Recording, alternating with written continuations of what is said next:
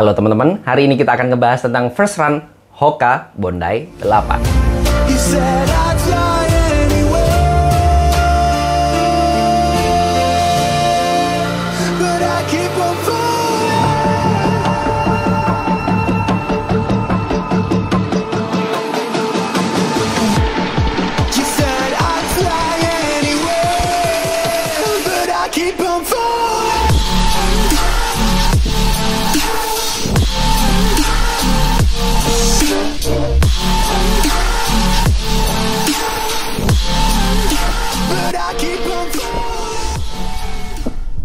Terima kasih banyak untuk Hoka Indonesia yang udah ngirimin saya sepatu ini, tapi video ini tidak disponsori oleh pihak manapun. Jadi apapun yang saya sebutkan dalam video ini adalah murni pendapat pribadi saya sebagai pelari jelata. Bagi teman-teman yang masih belum subscribe, klik tombol subscribe yang warna merah yang di bawah ini biar saya makin semangat untuk membuat video-video bermanfaat buat teman-teman sekalian, dan biar nggak ketinggalan kalau misalnya saya upload video baru tentunya seputar dunia lari. Bagi yang belum tahu, Hoka itu adalah brand asal Prancis yang fokusnya memang di sepatu lari sih. Dulu sih namanya Hoka One One ya brandnya. Tapi rebranding jadi cuman Hokanya aja, one-onenya hilang. Yang saya pegang ini adalah Bondi 8. Line up Bondi itu adalah line up yang diplot oleh Hoka sebagai sepatu recovery run, easy run, sepatu ultra cushion. Jadi yang memang empuk-empuk. Jadi kalau teman-teman bisa lihat sendiri, stackingnya di midsole-nya aja tinggi banget. Coba kayak gimana rasanya kan? Jadi nggak usah penasaran, langsung kita bahas satu-satu aja, mulai dari beratnya terlebih dahulu. Setelah saya timbang manual di ukuran saya 42, beratnya ada di angka 300 gram lebih sedikit. Tetap saya kategorikan sepatu berat ya, walaupun kalau ultra cushion di atas 300 nggak kaget. Cuman kalau lihat secara fisik, saya beranggapan menebaknya awalnya itu di atas 310 ya, sampai 320 gram lah.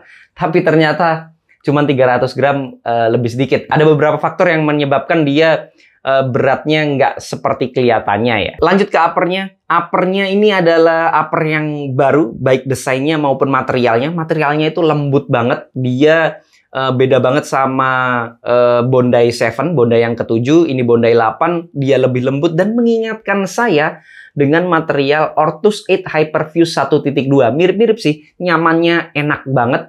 Pada saat saya pertama kali pakai, itu rasanya memang lembut, membentuk kaki kita dengan baik. Dan dia breathable ya, karena dia lebih tipis gitu, dan dia rongganya lebih banyak, lebih breathable dibandingkan Hoka Bondi 7, Bondi ke-7. Kalau yang Bondi 8 ini lebih breathable, lebih nyaman uppernya, saya lebih senang sih. Dan nggak panas pada saat kita pakai untuk lari. Lanjut ke lacing systemnya, dia lacing systemnya standar aja sih. Tali sepatunya juga lebih bagus menurut saya dibandingkan dengan Hoka Bondi 7. Kalau Hoka Bondi 7 tuh kayak agak lemes gitu. Jadi kayak apa ya, kalau kita kenceng dikit gitu, agak gampang copot untuk tali sepatunya. Meskipun demikian, kalau kita pakai runner's knot nggak juga sih. Dan ini juga sudah ada runner's knot-nya, di sini sudah ada lubangnya. Runner's knot-nya ini nyambung sama kolarnya. Kolarnya ini agak berbeda ya. Kolarnya dikasih padding di dalam, normal, seperti biasa paddingnya.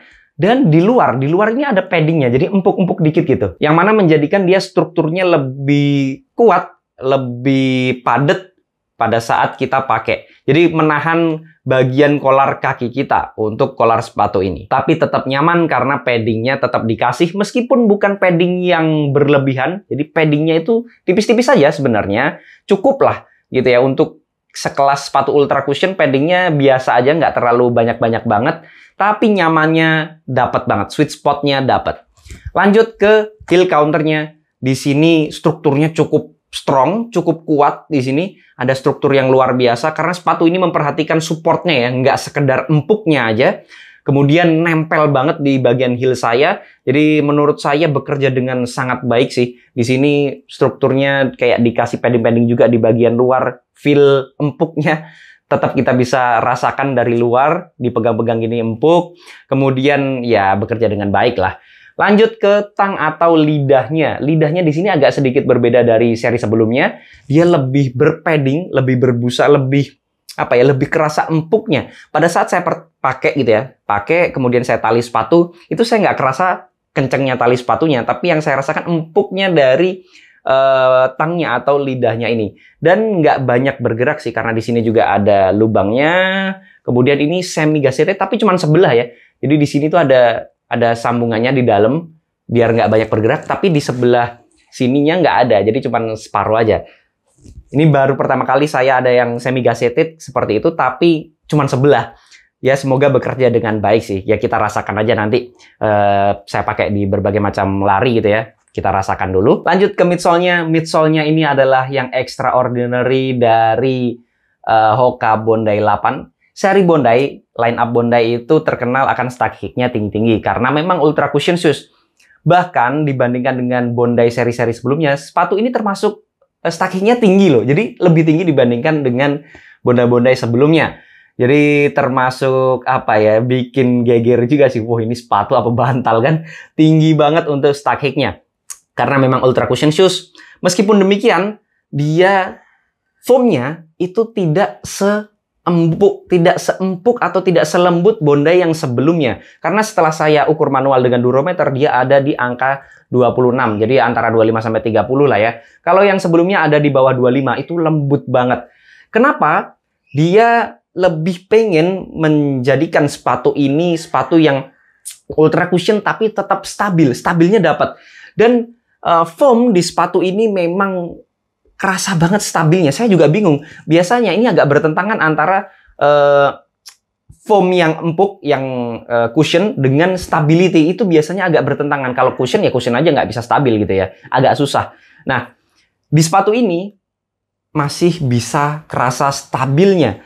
Biasanya kan banyak goyang gitu kalau empuk, kemudian kayak rasanya itu kita lari di atas pasir, banyak tenaga kebuang. Kalau terlalu empuk kan seperti itu.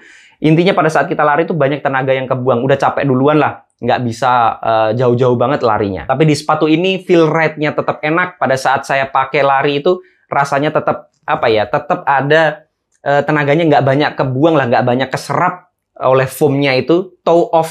Toe off-nya pada saat saya toe off itu nggak seberat di Hoka Bondi 7. Meskipun demikian, foam-nya nggak yang bouncy banget ya, nggak yang bikin kita mental gitu, bukan yang dorong banget, bukan. Karena memang bukan peruntukannya, karena dia sepatu soft, lembut, ya memang ya untuk soft aja gitu, bukan yang untuk sampai membal atau bantu lari kita kenceng, bukan. Lanjut ke outsole-nya. Outsole-nya teman-teman bisa lihat sendiri untuk desain dan placement-nya. Untuk yang warna merah ini adalah rubber, kemudian yang warna putih ini adalah exposed midsole.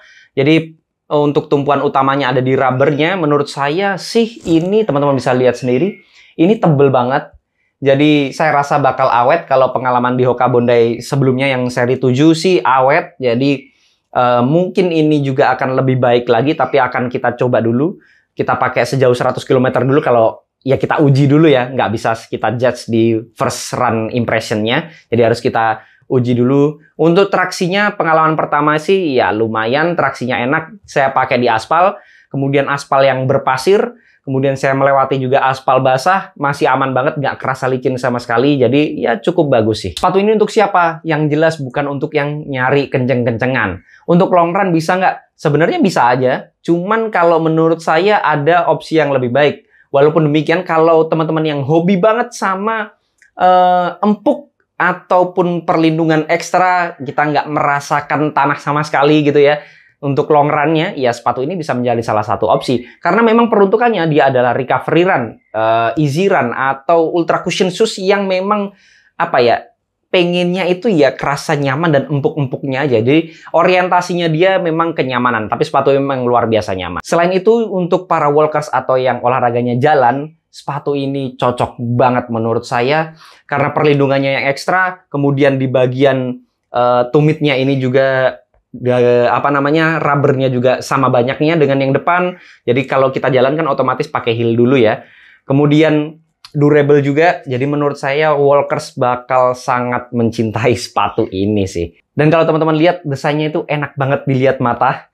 Jadi mungkin akan ada pecinta-pecinta sneakers di luar sana juga bakal seneng sama Hoka Bondi 8 ini. Untuk sizingnya saya pakai true size. Saya biasanya di sepatu yang lain pakai 42 dan di sepatu ini juga 42. Dan ini nggak teman-teman harus pinter-pinter untuk sizingnya. Jadi untuk di bagian depan, untuk di bagian toe boxnya ini nggak sempit. Jadi dia saya tetap bisa bergerak dengan slow sih untuk di bagian depannya ini, dan breathable juga karena bagian uppernya ini nyaman menurut saya.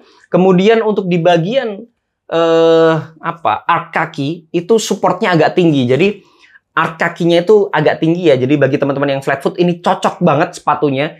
Walaupun demikian kan tetap stabil, jadi masih aman banget buat teman-teman yang flat foot. Ini sepatu bakal ya bikin kita better lah. Yang penasaran sama sepatu ini, saya kasih linknya di bawah, atau teman-teman bisa langsung ke Instagramnya Hoka Indonesia aja untuk tanya-tanya. Itu tadi pendapat saya tentang Hoka Bondi 8 ini. Teman-teman boleh banget nggak setuju. Kalau ada koreksi, masukan, pertanyaan, dan juga pembahasan, bisa langsung sharing di kolom komentar.